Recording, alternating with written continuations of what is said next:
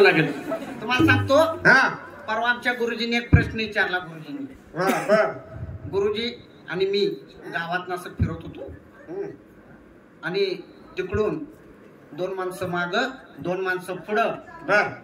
असं एका माणसाला झोपवलेला 5-6 माणसं माग होती राम नाम सत्य म्हणून घेऊन येत होती मी गुरुजींना म्हणलं शंका आली मला म्हणून मी गुरुजींना म्हणलं गुरुजी हे काय आहे तर मला गुरुजी म्हणले ही पालखी आहे पालखी मी म्हणलं गुरुजी तुमची कधी अशी निघणार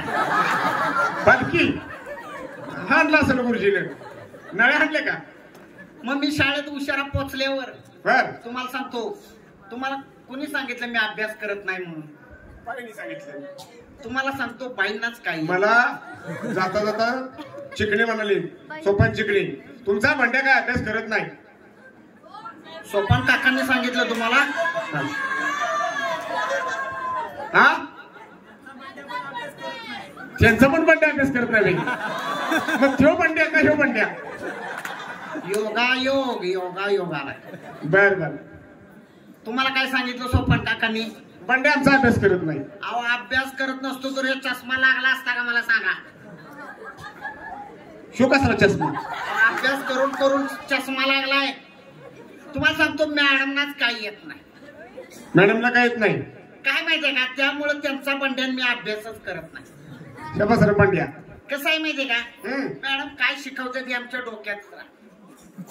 म्हणजे कसं माहितीये का कसं कधी म्हणतात 4 आणि 4 8 त्याचं चुकलं कधी म्हणतात 5 आणि 3 8 त्याचं चुकलं कधी म्हणतात 6 आणि 2 8 त्यांचं चुकलं मग बरोबर आम्ही काय म्हणून लक्षात ठेवायचं 4 आणि 4 8 नाही 5 आणि 3 8 नाही मग आम्ही पोरांनी लक्षात एकच सांगायचं ना काय असं हा एकच सांगितलं पाहिजे बाई कुठे गेले लक्षात ठेवा एकच सांगा 4 आणि 4 हा म्हणून सांग तरी काल मला मॅडम म्हटल्या पांड्या गायवर निबंधले गायवर निबंधली मी लगेच लिहिला तरी बरोबर काय लिहिला गाय हमारी माता है कसा आहे आपला अभ्यास वा वा वा शाबास मी लगेच निबंध लिहिला गाय हमारी माता है मुझे कुछ नहीं आता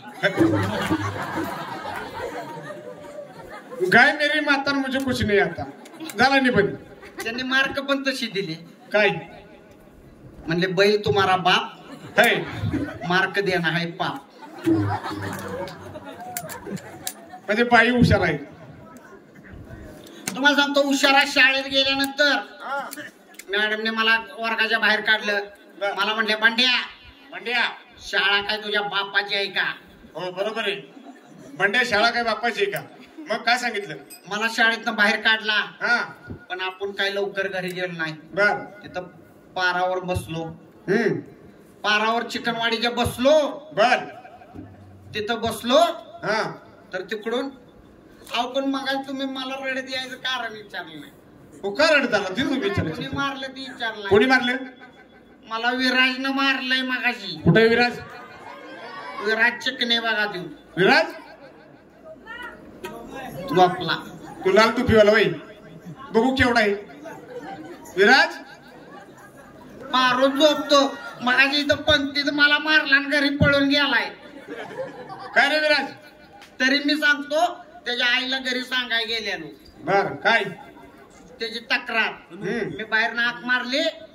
काल पण इथं मंडपात मारलं पळून गेला म्हणून मी आईला घरी सांगाय गेलो बाहेर हाक मारली आई गणपतीची आरती वगैरे पूजा करत होत्या काय मी बाहेर हाक मारली म्हणलं ओ काकू काकू काकू काकूने काय ओ दिली नाही त्यांची आरती चालली ती मग मी पण बाहेर आरती म्हणलं आरती म्हटली